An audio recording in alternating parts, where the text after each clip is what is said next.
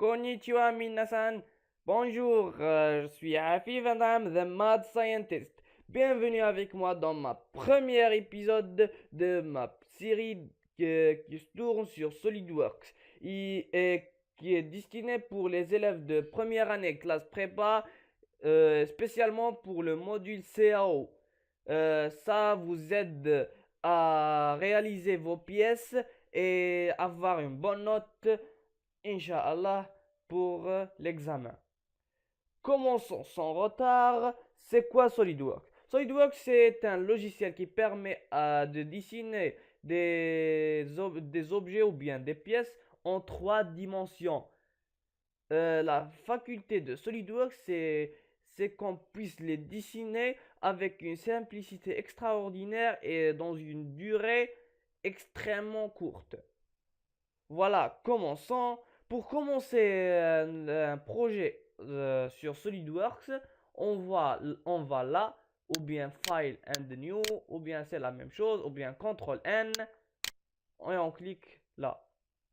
Lorsqu'on clique sur Nouveau fichier, on a aperçu cette fenêtre. Cette fenêtre nous dit que SolidWorks a trois types de fichiers. Le premier type c'est Part, le second c'est Assembly, le troisième c'est Drawing. Le part veut dire qu'on dessine la pièce en 3D. Assembler, c'est qu'on fait l'assemblage de deux pièces. Et drawing, c'est pour dessiner les faces d'une pièce. Commençons par la première, c'est part. Ok. Voilà. C'est comme ça, alors c'est ça qu'on voit lorsqu'on ouvre le fichier part. Voilà. Et donc, on voit qu'on a deux barres de tâches, celle en haut et celle à gauche. Commençons par la gauche. La gauche contient l'historique, contient les plans de dessin et l'origine. Et aussi après, on voit là les différentes parts de la pièce et les fonctions qu'on a utilisées sur elle. Voilà. En CAO et dans notre programme, je pense, on utilise que Sketch et Features dans la barre des tâches. On utilise que ces deux fenêtres, Sketch et Features. Voilà. Commençons par Sketch. Sketch, c'est de dessiner les objets. C'est dessiner des esquisses. Voilà. Commençons par Sketch, par la première icône. La première icône contient Sketch ou bien 3D Sketch. Sketch, c'est de dessiner des objets en 2D, puis après on les transforme à des objets en 3D. Contrairement à 3D Sketch, c'est on dessine ces objets en 3D. Veut dire arrête par arrête. Voilà. Et lorsqu'on clique sur Sketch, en notre programme de CAO, on utilise le Sketch. Voilà. On choisit un des plans qu'on veut dessiner sur lui. On a front plane, top plane ou bien right plane. Top plane, c'est le plan. Front plane, c'est le plan de face, le plan de haut et le plan de droite. On choisit par exemple, on choisit le plan, celle qui nous convient et qui nous aide à dessiner notre pièce. Voilà. Par exemple, j'ai choisi le top plane, c'est juste pour vous montrer le truc. Lorsqu'on choisit un plan, on voit ce petit repère rouge qui s'apparaissent sur l'écran. Voilà. Commençons. On a plusieurs types de dessins sur SolidWorks. On a les lignes, les rectangles, les cercles, les arcs de cercle, les lignes qui ne sont pas, je veux dire, munhaniya. On a les ellipses, les cercles qui sont reliés, les polygones, le filet et le chamfer. Commençons par les lignes. Et chaque de ces types de dessins, on a plusieurs types à l'intérieur. Par exemple, on a les lignes. Les lignes ont trois types de dessins. On a une ligne normale. On a les lignes des axes, veut dire un trait mixte fin.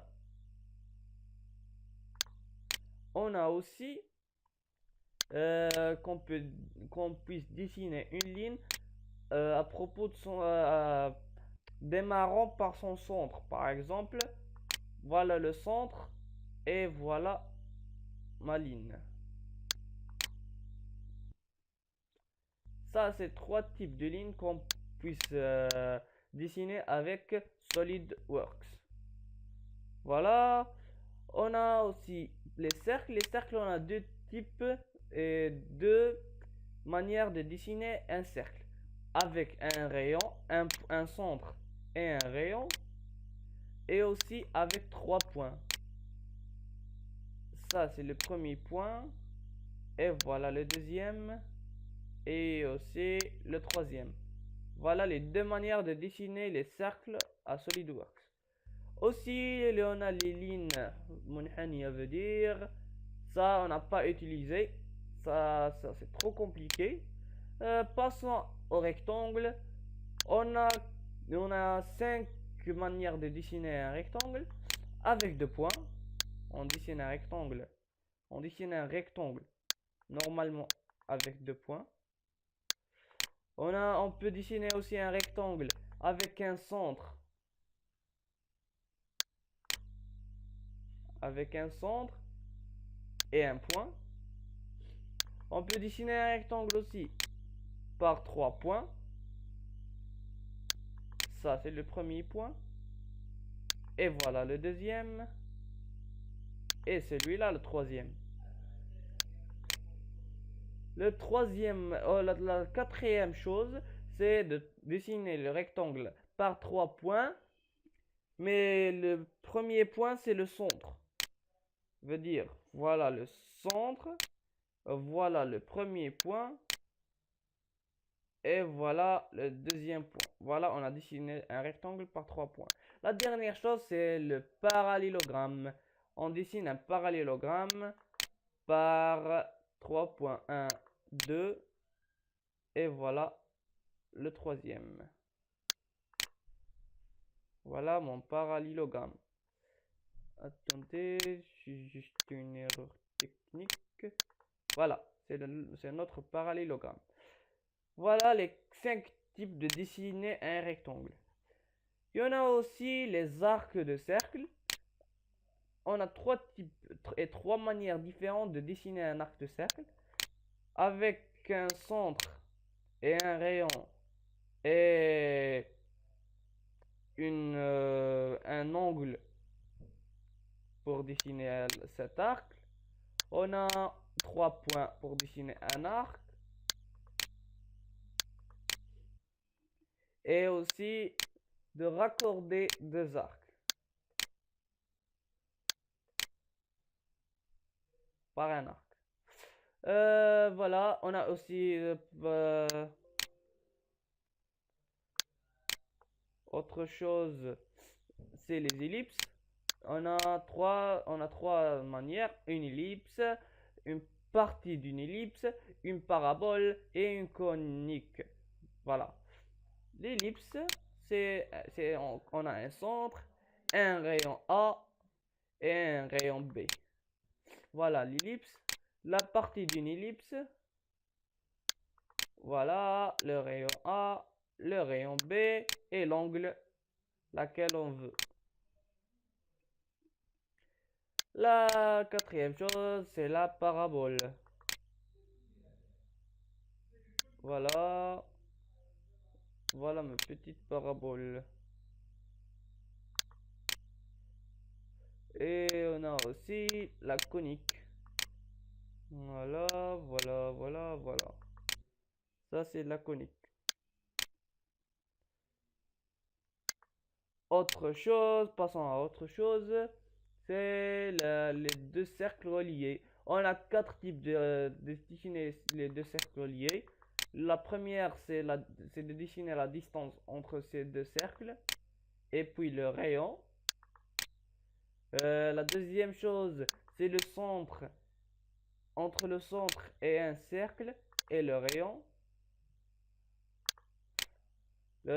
Troisièmement, de raccorder deux cercles avec un arc.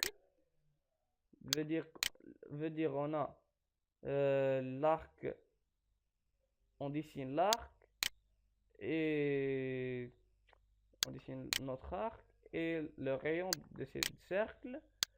Troisièmement, c'est avec 3 points. L'autre, c'est le centre de l'arc et aussi l'angle et le rayon. Voilà. Après ça, on a aussi les polygones. Les polygones, c'est toujours avant de dessiner un polygone, il faut choisir le nombre des côtes. Par exemple, 3 pour un triangle et, et aussi 4 pour un carré, 5 pour un pentagone, 6 pour un hexagone, 7 pour un heptagone, 8 pour un octagone, 9 pour un nonagone et 10 pour un décagone. Voilà, voilà, voilà, voilà. C'est tout ça du machin qui n'a pas de sens. Et aussi, il y en a une chose. Si on veut dessiner un cercle à l'intérieur de cette polygone, ou bien à l'extérieur par cette commande. À l'extérieur ou bien à l'intérieur. Et voilà. La dernière chose qui nous reste dans les... Non, la avant-dernière chose qui nous reste dans les sketchs, c'est fillet et chamfer. Pour vous montrer c'est quoi fillet et chamfer, je vais vous dessiner un petit rectangle. Fillet, c'est de lisser les coins. Par exemple, entre cette arête et cette arête, on a le coin, on a ce coin, on va le lisser par un rayon de 10 mm, par exemple. On peut changer. On fait OK. Et voilà, vous voyez qu'on a lissé cet angle. Chamfer, c'est presque la même chose, mais il lisse pas. Il coupe. Par exemple, entre cette arête et cette arête, on va couper cet angle, pas de 10 mm par 30 mm. Voilà. Attendez. Voilà.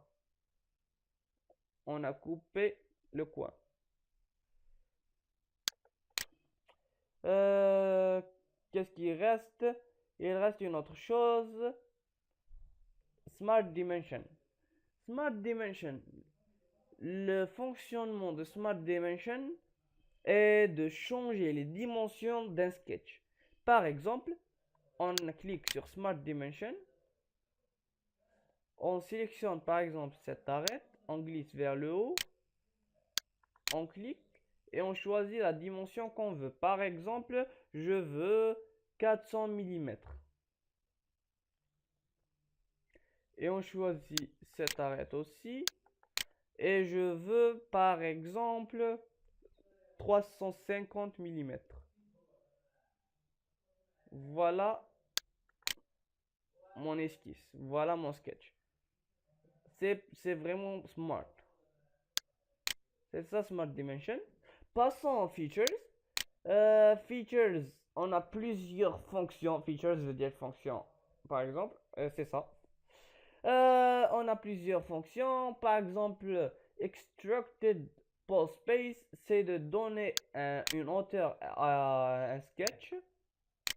Et donc, il deviendra un volume, veut dire une pièce en 3D. On a aussi, ça, c'est le covered pole space, c'est de tourner le sketch autour d'un axe. Par exemple, je choisis cet axe et je fais tous tourner autour de cet axe avec un degré de 180. Voilà. On a aussi ça pour mettre des trous. Par exemple, je veux faire un petit trou là.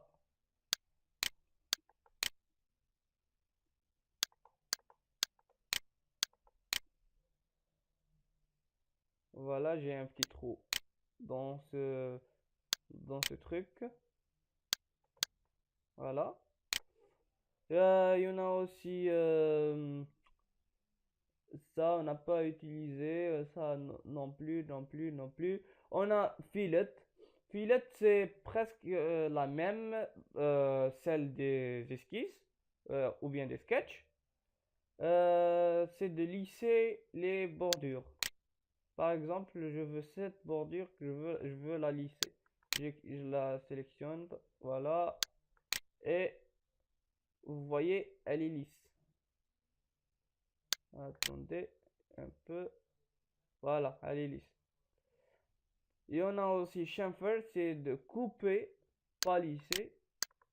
Voilà, je veux cette bordure et je veux la couper. Voilà, c'est tout contraire à fillet. On a aussi shell. Shell, c'est utilisé pour vider la matière. Par exemple, pour créer des boîtes, par exemple. Comme vous voyez, j'utilise Shell, celle-là, Shell. J'utilise Shell pour vider cette pièce, pour que je la mets comme une boîte. J'utilise Shell et je choisis une face, par exemple celle-là. Et je choisis aussi, attendez, juste une minute. Je choisis celle-là. Et aussi l'épaisseur des bordures ou bien des côtés. Donc elle vide la matière et elle laisse que cette épaisseur. C'est-à-dire 25 millimètres. Vous voyez, ça c'est 25 millimètres. Donc elle vide la matière et elle laisse que 25 millimètres. Ça c'est Shell. Euh, passons à une autre chose. Passons à une autre chose. À le mouvement ou bien la manipulation de la pièce. On a celle-là, on a ces commandes. On a cette commande, cette commande. La première, c'est je vais vous expliquer ça après. On a ça, c'est de zoomer vers une surface. Par exemple, je sélectionne cette surface et je zoome, et je zoome, et je zoome. Et celle-là, pour revenir à un zoom qui affiche la pièce entière. On clique et voilà. On a celle-là pour voir la coupe de cette pièce, par exemple comme ça, ou bien comme ça, pour qu'on coupe une pièce. Vous voyez, on a coupé la pièce.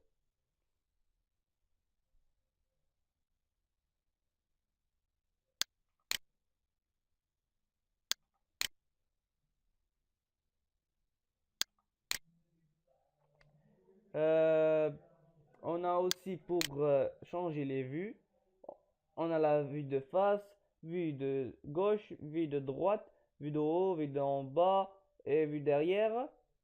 On choisit une ou bien on choisit par là, par exemple. Et on a aussi on a aussi la vue isométrique, dimétrique, trimétrique. Je choisis par exemple isométrique. Et pour sortir cette barre, le raccourci, c'est de cliquer sur espace. Ça, c'est le raccourci de sortir cette barre pour changer les vues. On a aussi celle-là pour afficher, pour ne pas afficher les arêtes. Voilà. Ça pour ne pas afficher les arêtes et la matière en blanc.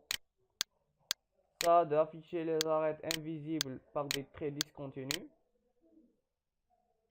Et celle-là pour afficher tous. Pour afficher tout. On a aussi ces deux-là pour changer l'apparence. Par exemple, ça c'est pour changer la scène, veut dire l'arrière-plan. Par exemple, je mets celle-là. Et ça, pour changer le type de matière, on a plusieurs types d'apparence. On a plastique, métal, painted, on a rubber, glass veut dire on a solide, on a light, on a organic, stone, on a plusieurs choses. Par exemple, je choisis organique, le bois, le H, par exemple ça. Voilà, comme vous voyez. Et voilà, ça c'est l'apparence. Aussi pour manipuler la pièce, pour tourner la pièce, on a plusieurs trucs. Si vous avez une souris pour zoomer et dézoomer, on roule la roulette vers le haut pour dézoomer, vers le bas pour zoomer. On clique sur la roulette et on bouge la souris pour qu'on tourne la pièce. On clique sur contrôle et la roulette pour qu'on déplace la pièce. C'est tout. C'est tout, je pense. Je pense que c'est tout. Il n'y a pas une autre chose. Et dans cela, notre épisode arrive à la fin. Et je vous remercie à votre attention. Et je m'excuse si cet épisode était fatigant ou bien dégoûtante. Et je vous remercie encore une fois. Et ciao. Si vous avez des questions, n'hésitez pas de les poser en commentaire. Et je vais pas vous rappeler de s'abonner et faire j'aime. Arigato gozaimasu.